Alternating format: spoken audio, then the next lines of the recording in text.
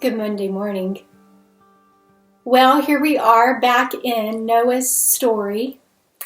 And this is the moment in Genesis 6, beginning with verse 9, where Noah is given the instructions by the Lord on how to actually build the ark. And right before those instructions come, it says, Noah was a righteous man, blameless in his generation. Noah walked with God. And remember last week we talked about Noah found favor with the Lord, meaning acceptance. And now we have this word righteous, where he's described as righteous. And I think a lot of times the word righteous, when we say we're the righteousness of God in Christ Jesus, we're really hesitant to call ourselves righteous. But let's just take some of the mystery out of that word. That word actually just means we're in right standing with God. We have chosen to walk in relationship with Jesus Christ. And it says, that's why it says we're the righteousness of God in Christ Jesus. Not because we're good, but because Jesus is so good. And yet, in Noah's story, Jesus had not yet come. But he is still declared righteous. Why? Because that word simply means he is in right standing with God. And we're going to see where that right standing came from, or what was the kind of definition or predicate, if you will, for the right standing with God. So after he's declared righteous, then God gives all the instructions for the ark.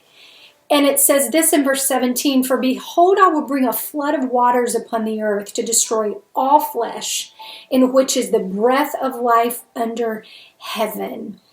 And interestingly enough, before this moment, before the rain begins to fall after the ark has been built, water had never come from the sky. Water, until that moment, had always come up from the earth. And so this makes just the miracle of it all even greater. And so God tells him how it's going to happen, and then he tells him to go and get all the animals and bring all the animals into the ark. And he's going to keep them alive. He tells him how to do it. And then he says this in verse 12. It said, Noah did this. He did all that God commanded him. See, ultimately, it's this piece of Noah's character that made him a man in right standing with God. God simply gave him instructions, and Noah just did them. Noah was a man who trusted that if God was asking him to do something, then God had everything he needed to do it. And what God has asked Noah to do makes no sense in the natural. But God's not a natural God. He's an infinite, almighty, all-powerful, omniscient, omnipresent God. And Noah trusted God. He took him at his word, and then he simply did what God asked him to do. And because of that, Noah and all of his family was saved, and so were all the creatures on the face of the earth, because of this man's obedient heart. Friends, ultimately, God isn't after someone who can check all the boxes and get everything right, He's not after a man who, can check off the quiet time every day and check off all the service opportunities every day. God's just after somebody who, when everything in the natural would tell you to do something different, God says, but if I'm asking you to do this, and you'll be obedient to me, that's the kind of man and woman I can use. Friends, I don't know in your story today what God may be asking you to do. It may look as foolish as building an ark did during Noah's time. But this is what I do know, is that even in the most foolish, what seem to be the most foolish of requests, when we are obedient to the heart of our Father,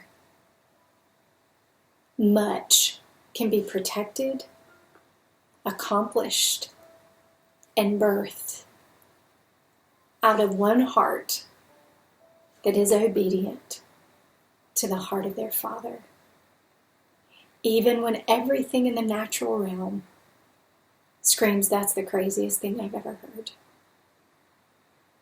I don't know what exploits God may be inviting you to do, but this I do know. If He's inviting you, be obedient. Because what you will discover of God in that obedience may very well be just as powerful as a man saving an entire people in an ark in a world where it had never seen rain fall from the sky. That same God of Noah is your God on this Monday morning.